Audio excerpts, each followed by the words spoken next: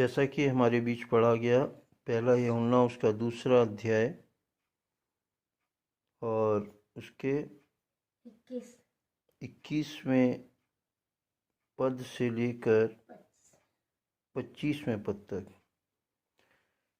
यहाँ इस प्रकार लिखा है, मैंने तुम्हें इसलिए नहीं लिखा कि तुम सत्य को नहीं जानते, पर इसलिए कि उसे जानते हो, इसलिए कि कोई झूठ सत्य की ओर से नहीं है।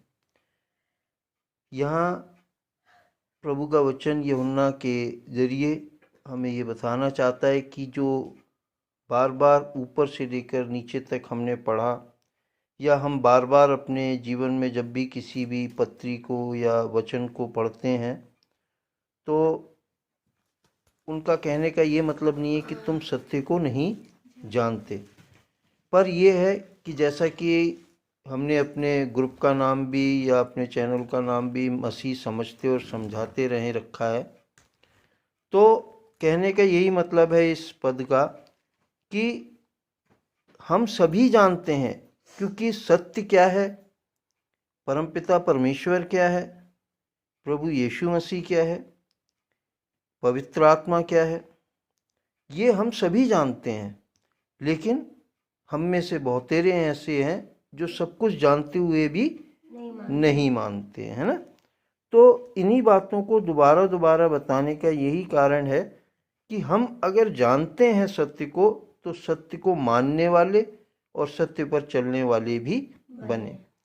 क्योंकि वचन हमें यही बताता है कि हम अगर सत्य को जानते हैं और वचन को जानते हैं पर उसको नहीं मानते, तो हम अधिक दंड के योग्य ठहरेंगे।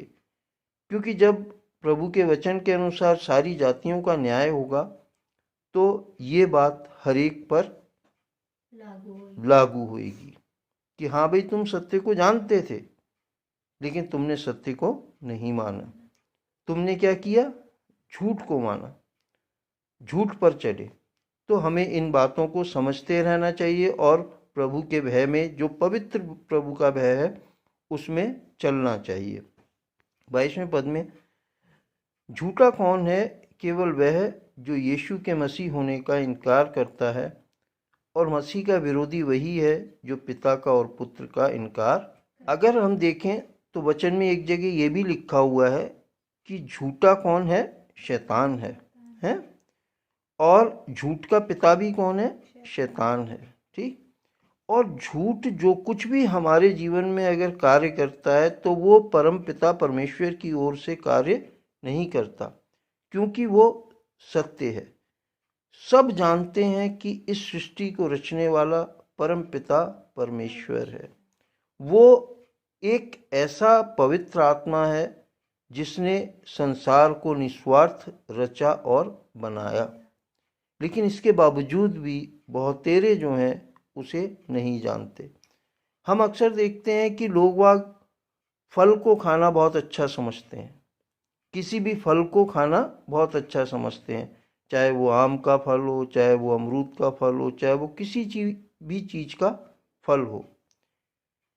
लेकिन क्या हम उस पेड़ के तने को और उस पेड़ की जड़ को, जहां से कि वो फल निकलता है, कुछ उसके लिए करते हैं? नहीं है। हम लोग खरीद के भी खा लेते हैं, कई बार हम तोड़ के भी खा लेते हैं, लेकिन हम उस जड़ की कोई सेवा नहीं करते या उस पेड़ की कोई सेवा नहीं करते, है ना। लेकिन इसके बावजूद भी क्या, वो हमें फल देता है। इसी प्रकार हम संसार में भी देखते हैं कि प्रभु से सबको आशा बड़ी रहती है फल पाने की, कि हम अभी प्रार्थना करें। अभी जैसे रेनू ने भी प्रार्थना करी कि हम प्रभु इस लायक नहीं है कि हम तुझसे मांगे, लेकिन फिर भी तू हमें देता है। वो हकीकत सच्चाई है बात कि प्रभु हमारे मांगने से पहले जानता है, लेकिन इसके बावजूद भी जब हम उससे मांगते हैं तो वो हमें फल स्वरूप, हमारी प्रार्थनाओं के फल स्वरूप हमें आशीष देता है। लेकिन क्या हम उसकी सेवा करते हैं? सेवा काहे से होगी? सत्य पे चलने से। लिखा हुआ है, सत्य को तुम मानोगे और सत्य तुम्हें स्वतंत्र कर देगा। लेकिन हम क्या है, सत्य को जानते हैं लेकिन सत्य को मानते नहीं, सत्य पे चलते नहीं। हम फल पाने की आशा रखते हैं, हम प्रार्थना करके परमेश्वर से आशीष पाने की आशा रखते हैं, लेकिन प्रभु की जो सेवा करना है, पिता परमेश्वर की जो सच्चाई से आत्मा से सेवा करना है, वो नहीं करते हैं। उसके लिए हम क्या है, झूठ को अधिक प्रिय मानते हैं। तो परमेश्वर का वचन यहाँ यही बताता है कि झूठ जो है हमेशा से परम पिता परमेश्वर का विरोध करता है। और ये झूठ किसके ओर से है? शैतान की ओर से है। क्योंकि शैतान ने क्या किया, स्वर्ग से क्यों फेंका गया? क्यों? क्योंकि उसने पिता परमेश्वर के सच्चाई को कि वो हमारा बनाने वाला है, क्योंकि परम पिता परमेश्वर ने स्वर्गदूतों को भी बनाया, इंसानों को भी बनाया, जानवरों को भी बनाया, पेड़ पौधों को भी बनाया, जो कुछ हमें दिखता है उस सबको उसने बनाया। लेकिन वो छुपा क्यों रहता है हमसे? क्योंकि हम उसे खोजें। बहुत से लोग कहते हैं अरे वो दिखता क्यों नहीं है? वो दिखता इसलिए नहीं कि आप उसे खोजें।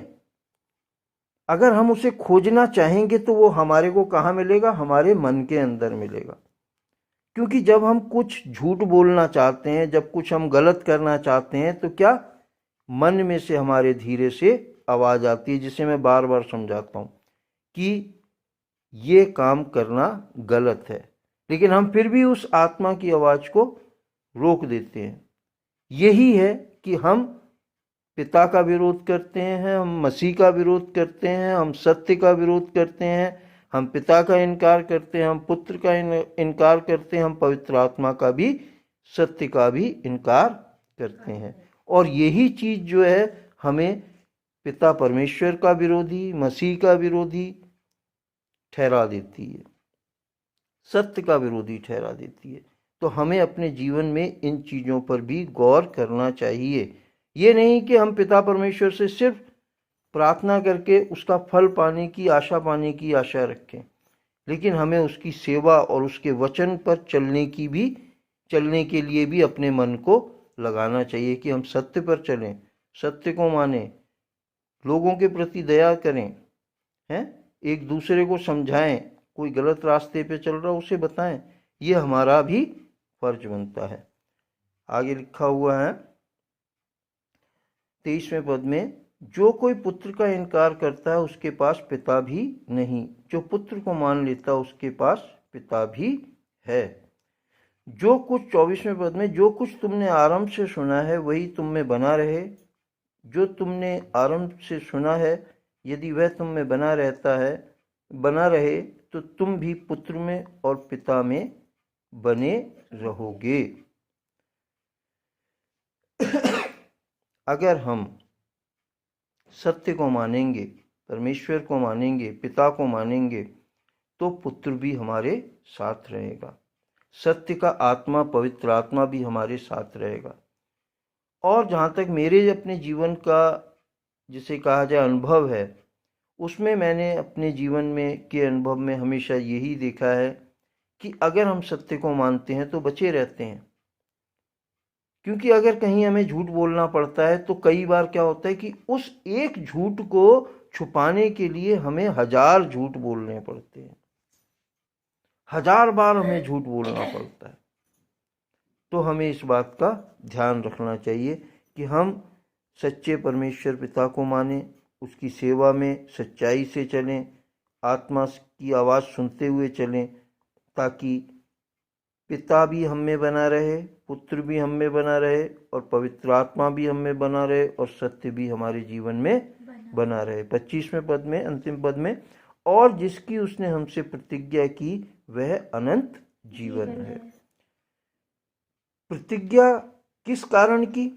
कि अगर तुम सत्य को जानोगे और सत्य को मानोगे, पिता पर विश्वास करोगे, पुत्र पर विश्वास करोगे, तो क्या मिलेगा तुम्हें? अनंत जीवन मिलेगा।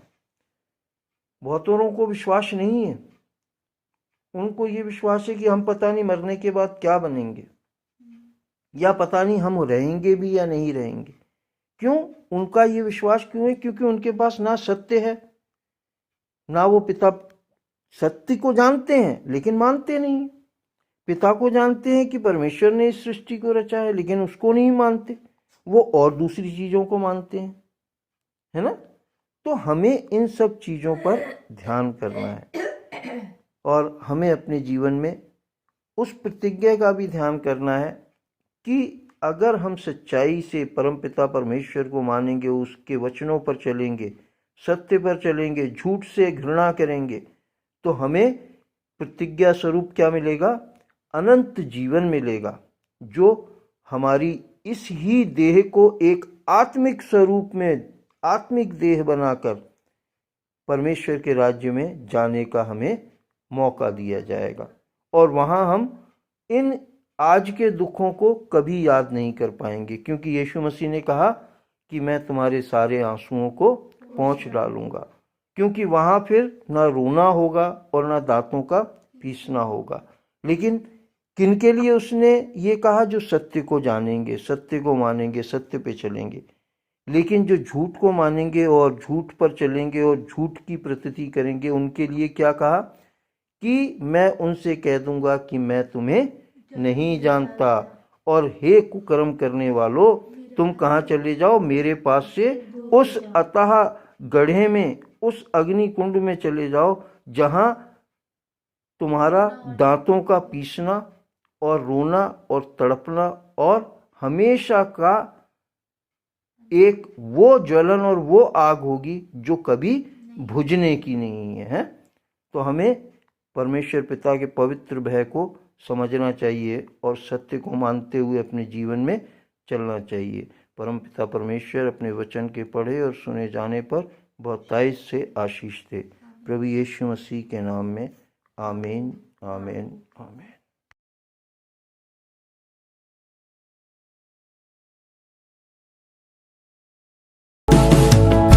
यीशु मसीह भरोसा मेरा, तू ही सहारा है मेरा। मुश्किल समय में तू ही दिलासा, साथ रहेगा तू सदा। करुणा भलाई